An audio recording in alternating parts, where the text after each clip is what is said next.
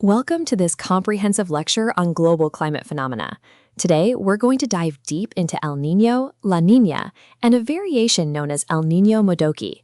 We'll explore how the warming and cooling of the Pacific Ocean drives massive changes in weather patterns across the globe, and specifically how these events impact the Indian monsoon. To understand El Niño, we first need to understand what happens during a normal year. The warming and cooling of the Pacific Ocean is a massive driver of global atmospheric circulation.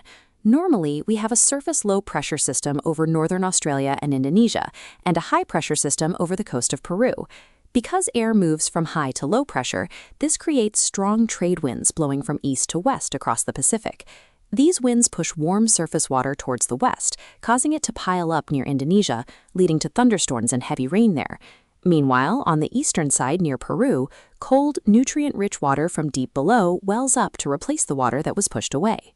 This entire loop of air is called the Walker circulation, or the Walker cell.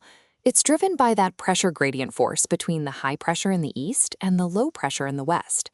The rising air in the west causes rain, while the descending air in the east keeps things dry. In the ocean, this wind pushes the warm water west, tilting the thermocline, the boundary between warm surface water and cold deep water. Because the warm water is pushed away from South America, cold water is drawn up from the depths. This upwelling is crucial because it brings nutrients to the surface, supporting massive fish populations off the coasts of Peru and Ecuador. Now, what happens during an El Niño? Occasionally, this normal pattern breaks down. The air pressure drops over the Central Pacific and South America, and the usual low-pressure area in the Western Pacific is replaced by a weak high-pressure system. This shift causes the trade winds to weaken significantly, and sometimes even reverse direction. Without those strong winds pushing water west, the equatorial countercurrent, which flows from west to east, takes over. It carries warm ocean water right back across the Pacific, accumulating it along the coastlines of Peru and Ecuador, completely replacing the cool Peruvian current. This massive shift of warm water has profound effects. First, because warm water is now piling up in the east, the thermocline drops deeper, which completely cuts off that nutrient-rich upwelling off the coast of Peru. This is devastating for marine life and the local fishing industry. Climatically, the weather flips.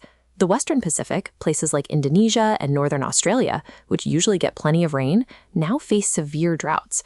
Conversely, the normally arid equatorial coast of South America gets pounded with heavy rains, and the Central Pacific sees an increase in convective storms and hurricanes. These events usually start around Christmas and can last for months, or sometimes even years. You'll often hear the term ENSO, which stands for El Niño Southern Oscillation. It's important to distinguish the parts here. El Niño refers specifically to the oceanic changes, the circulation of surface ocean currents, and the warming in the east. The Southern Oscillation refers to the atmospheric changes, the seesaw of atmospheric pressure between the eastern and western Pacific. Because these two phenomena, the ocean temperature changes and the atmospheric pressure changes, almost always happen together and reinforce each other, scientists refer to the combined, coupled system as ENSO. In recent years, scientists have identified a variation of this phenomenon called El Niño Modoki. Modoki is a Japanese word meaning similar but different. While a conventional El Niño features warming in the eastern Pacific, El Niño Modoki is characterized by strong warming right in the middle, the central tropical Pacific, flanked by cooler waters in both the east and the west. This unique temperature gradient splits the atmospheric circulation, creating an anomalous two-cell Walker circulation. As a result, you get a very wet region in the central Pacific, while both the western and eastern Pacific experience dry conditions. Let's look at a past exam question to test our understanding. Statement 1 claims normal El Niño forms in the Central Pacific and Modoki in the eastern. We know this is backward. Normal El Niño warms the east, Modoki warms the Central Pacific. So statement 1 is incorrect. Statement 2 claims Modoki increases Atlantic hurricanes. Actually, both El Niño and El Niño Modoki cause sinking air or anticyclonic conditions over the Atlantic Ocean, which suppresses hurricane activity. Therefore, statement 2 is also incorrect, making the answer D, neither 1 nor 2. Because ENSO is such a massive climate driver, it's closely monitored for long-range weather forecasting worldwide. During a strong ENSO year, the global impacts are severe. The normally dry west coast of South America gets drenched. We see heavy rains extending to California, the Gulf of Mexico, and even China. On the flip side, severe droughts strike Australia, Indonesia, Southern Africa, and crucial for us, India. And as we mentioned, the warmer waters off Peru and Ecuador devastate marine ecosystems, causing the fishing industry to take a massive hit compared to normal years. Now, let's connect this to India.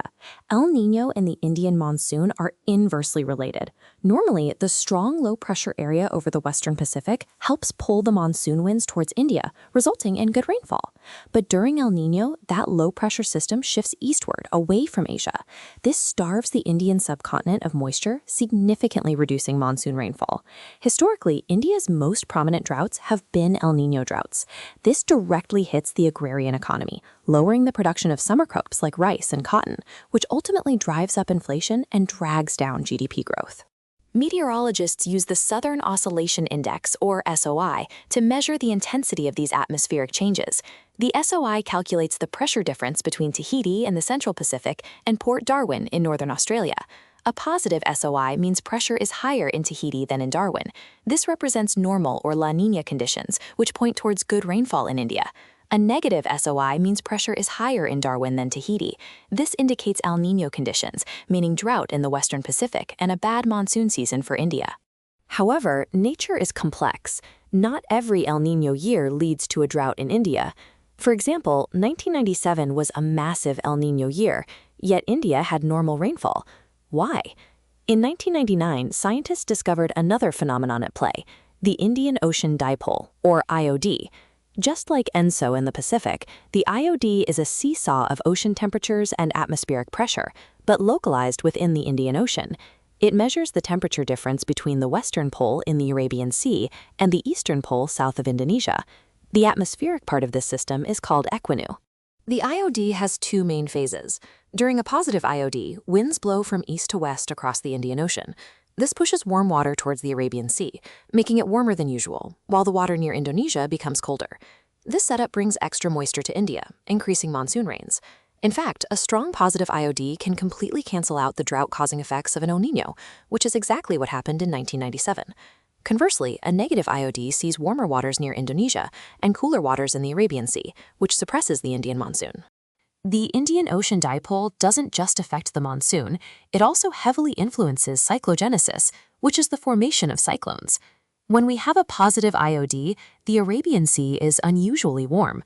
Warm water is the fuel for cyclones, so a positive IOD leads to a higher number of cyclones forming in the Arabian Sea. On the other hand, during a negative IOD, the warmer water shifts to the east, leading to stronger and more frequent cyclones in the Bay of Bengal, while cyclone activity in the Arabian Sea is suppressed. Let's review a 2017 exam question on the IOD. Statement 1 says the IOD is a temperature difference between the western Indian Ocean and the eastern Pacific Ocean. We know this is false. The IOD is entirely contained within the Indian Ocean, between the western and eastern Indian Ocean. Statement 2 says the IOD can influence El Niño's impact on the monsoon. This is absolutely true, as we saw with positive IODs negating El Niño droughts. Therefore, the correct answer is B, 2 only. Finally, let's discuss La Niña.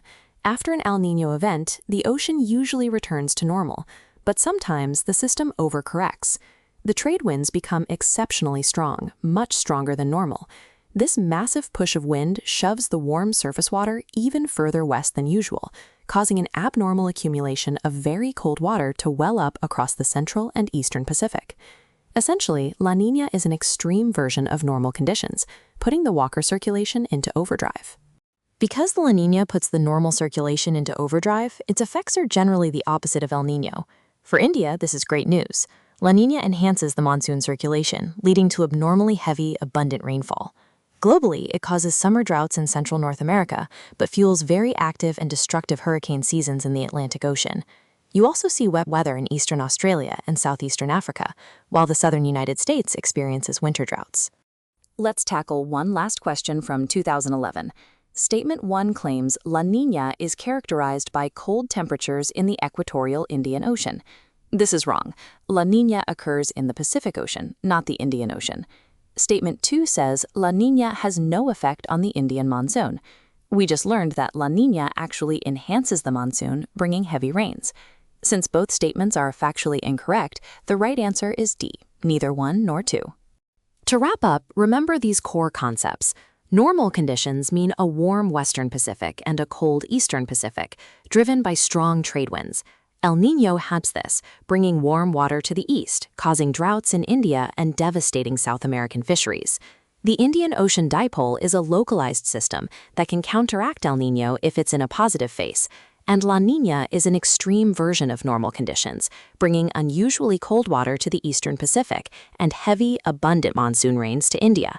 Understanding these interconnected systems is crucial for grasping global climate dynamics.